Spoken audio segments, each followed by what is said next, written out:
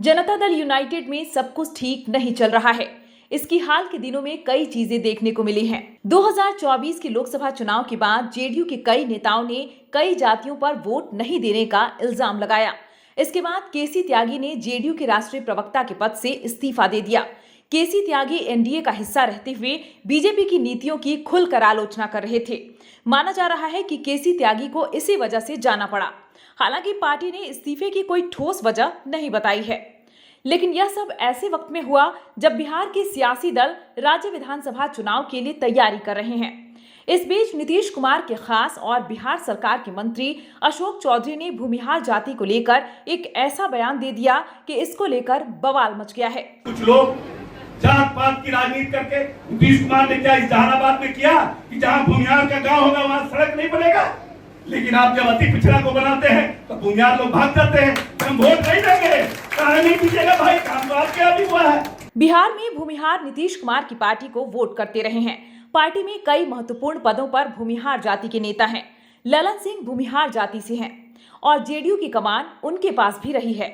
मोदी सरकार के तीसरे कार्यकाल में नीतीश कुमार ने ललन सिंह को ही मंत्री बनवाया है। ललन सिंह को नीतीश कुमार का भरोसेमंद साथी माना जाता है। इसके अलावा कई और भी नेता हैं जो कि पार्टी और सरकार में महत्वपूर्ण पदों पर हैं। जहानाबाद में भूमिहार और यादव जातियों का चुनावों में बड़ा असर है। बिहार के जातिवार सर्वे के आंकड़ों के मुताबिक राज्य में भूमिहार आबादी 3% से थोड़ी कम है। बाकी जातियों की तुलना में बिहार में भूमिहार आर्थिक और राजनीतिक रूप से संपन्न तबका है। अशोक चौधरी के बयान के बाद जनता दल यूनाइटेड के प्रवक्ता और बिहार विधान परिषद के सदस्य नीरज कुमार ने उन पर निशाना साधा था। इससे जेडीयू के अंदर एक नया विवाद खड़ा हो गया था। नीरज कुमार खुद भूमिहार जाति से आते हैं। उन्होंने अशोक चौधरी पर परिवारवादी होने और पार्टी के सिद्धांतों के खिलाफ काम करने का आरोप लगा दिया था। पार्टी उनके बयान को खारिज करती है और अपनी भूमिका को सीमित करिए। माननीय मंत्री जी, पार्टी में टिकट देने का न अधिकार न सलाह आपको है, देने की जरूरत है, न उसको आपको देने का अधिकार है। अनुशासन का अधिकार पार्टी के प्रदेश अध्यक्ष उमेश कुशवाहा जी का है, जो परिवारवादी राजनीति करता है, जो परिवार के लिए समर्पित रहता है, वो नीतीश कुमार जी का सिपाही नहीं हो सकता है। इसलिए पार्टी बयान को खारिज करती है और जो परिवारवादी राजनीति करने वाले लोग हैं बिहार में, उनके लिए राजनीतिक खाद पानी कोई बनना चाहता है, यह जनता दलियों को मंजूर नहीं। अशोक चौधरी की बेटी शांभवी चौधरी लोक जनशक्ति पार्टी के टिकट पर इस साल पहली बार सांसद बनी है। वो समस्तीपुर लोकसभा सीट से सांसद हैं। उनकी शादी एक भूमिहार परिवार में हुई है। हालांकि इस साल जब उनकी बेटी को एलजेपी का टिकट मिला था तो बिहार के सियासी गलियारों में यह चर्चा भी थी कि नीतीश कुमार इससे नाराज हैं। दरअसल नीतीश कुमार और एलजेपी के बीच रामविलास पासवान के जमाने से ही अदावत मानी जाती है। साल 2020 के बिहार विधानसभा चुनाव में जेडीयू को हुए नुकसान के बाद नीतीश कुमार और चिराग पासवान के बीच दूरियां और बढ़ गई थीं। चलिए अब आपको बताते हैं कि क्यों विवाद हुआ। जहानाबाद में कार्यकर्ताओं को संबोधित करते हुए अशोक चौधरी इलाके के दबंग भूमिहार नेता जगदीश शर्मा को निशाने पर ले रहे थे। दलित नेता अशोक चौधरी ने कहा था कि कुछ लोगों ने जेडीयू का समर्थन नहीं किया। अशोक चौधरी ने जहानाबाद सीट पर जेडीयू उम्मीदवार चंदेश्वर चंद्रवंशी की हार के लिए भूमिहारों को दोषी ठहराया था। अशोक चौधरी ने कहा था, जो सिर्फ पानी के लिए नीतीश जी के साथ रहते हैं, हमें वैसे नेता नहीं चाहिए। हम भी कोई विदेश के नहीं हैं, हम भी जहानाबाद के ही हैं। मेरी बेटी की शादी भी भूमिहार में हुई है। हम भूमिहारों को अच्छी तरह से जानते हैं। अशोक चौधरी के इस बयान पर पूर्व एमएलसी का एक बयान बड़ी तेजी से सोशल मीडिया पर वायरल हो रहा है। इस समाज को उन्होंने अपशब्द भाषा का प्रयोग किया कि फलाना जगह जहानाबाद में उनको वोट नहीं दिया, ये नहीं किया। तारा घर के लोग गुलाम हो अशोक चौधरी जी, तारा घर के लोग भूमिहार वर्ग गुलाम है का? भूमिहार वर्ग के पैरों के धूल के बराबर बाड़ा का तू नहीं खा। भूमिहार वर्ग के पैरों के धूल के बराबर तू नहीं खा। तारा लगे बेमत नहीं के भूमिहार वर्ग के विषय में बोले के भाग मनावा। सरकार ऐसा कानून बना दिले बिया, हमनी के हाथ बन गई बा, न तो तारा ऐसा आदमी के हमनी के का सजा देती जा तो तू समझतो कि आवे ला तार 7 पीढ़ी समझी ऐसा शब्द फिर समाज के विषय में तू ना बोलतो। बेटी के बियाह कोई तो समाज खराब ना लगता रहा। उतना बड़ा परिवार में जो आईपीएस थे, इतने बड़े देश के राज्य के बहुत बड़े लोग थे, अभी भी हनुमान मंदिर के जो भी अपना ट्रस्ट के जो अथी हैं, उस परिवार में तुम अपने बेटी का आप शादी किए और उस परिवार की गरिमा का भी आप ध्यान नहीं रखे। गरिमा को भी आपने तार तार कर दिया, उस समाज को आपने तार तार कर दिया, वो समाज आपकी बेटी को अपनाया। गजब की बात है अशोक चौधरी जी। इससे पहले सीतामढ़ी से जेडीयू के सांसद देवेश चंद्र ठाकुर ने लोकसभा चुनाव परिणाम आने के बाद कहा था कि यादव और मुसलमानों ने उन्हें वोट नहीं दिया, इसलिए वो उनकी मदद नहीं करेंगे।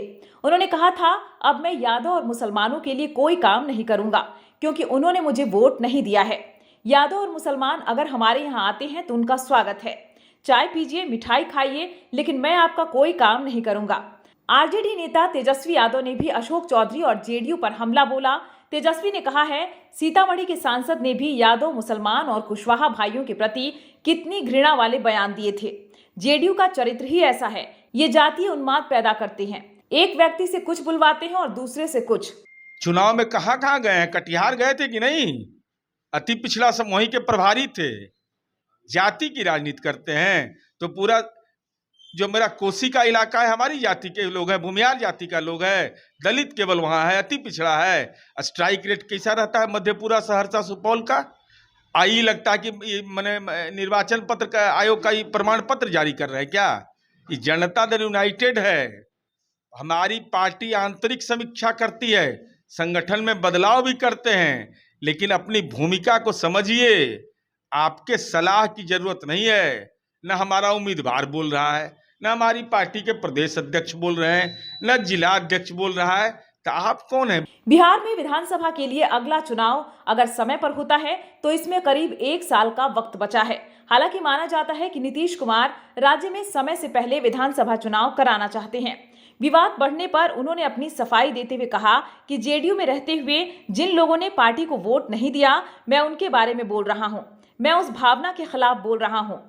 मैं उनके बारे में बोल रहा हूँ जो पार्टी में हैं और पार्टी में आगे बढ़ना चाहते हैं। हम तो ये भी कहते हैं, लालन बाबू को मुंगेर में लोग भूमिहार बना दिया, इनको चंद्रवंशी बना दिया, वहाँ अति पिछड़ा वोट नहीं किया।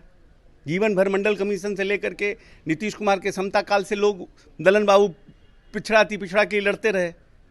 अब आपको चुनाव के समय बना दिया, अशोक महतो को वोट कर दिए। हम उस भावना के खिलाफ बोल रहे हैं ना। जनरल लोग खिलाफ होते हैं, अलग बात है, लेकिन जो पार्टी के लोग हैं, जो पार्टी में जिनको ताकत दिया है, जो पार्टी में हैं, जो भविष्य में और आगे भी पार्टी में रहना चाहते हैं, हम उनके बारे में वो क्यों नहीं अपनी ताकत लगा? हमको 5% वोट आता, हमको 10% वोट, कम से कम हमको लगता ना भाई अपने लोग लगे हुए हैं। कोई जब सिंबल किसी पार्टी में मिल जाता है, मैं संगठन का आदमी हूँ, जो तक व्यक्ति को सिंबल नहीं मिलता वो एक जात का होता है, सिंबल मिलने के बाद वो पार्टी का आदमी होता है।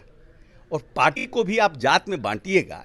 मेरा तो बोलने का भाव वही था ना कि जहां हम जाते हैं, जहानाबाद गए तो घोसी लड़ाना चाहते हैं, बरबीघा जाते हैं तो कहते हैं बरबीघा लड़ाना चाहते हैं, समस्तीपुर जाते हैं तो कहते हैं वहाँ लड़ाना चाहते हैं। अरे बेचारा लॉ करके अपना लॉ फर्म चला रहा है, उनको चलाने दीजिए। अब हमारे कंधा पर बैठ के हमारा दामाद का शिकार मत करिए। भूमिहार के जो लोग हैं, मेरे पिताजी महेश बाबू और श्री बाबू के साथ, मेरे पिताजी को श्री बाबू ने पढ़ाया। पहला इस प्रदेश में 25 लाख रुपया का मुख्यमंत्री ग्रांट मेरे पिताजी को श्री बाबू ने दिया है। काहे के लिए? उन्होंने कहा कि लॉ कभी मत छोड़ना, राजनीति का कोई ठिकाना नहीं है कि तुम जूता गौन कपड़ा पहनो और हाईकोर्ट में जाके प्रैक्टिस भी करो। मैं क्या कहा, मेरा भाव था कि हम भूमिहारों को बहुत अच्छी तरह से जानते हैं। हमने ये भी कहा कि हम अपने बेटी का ब्याह किए हैं भूमिहार में। तो ये तो हम समाज के प्रति अच्छी बात बोल रहे हैं कि बुरी बात बोल रहे हैं?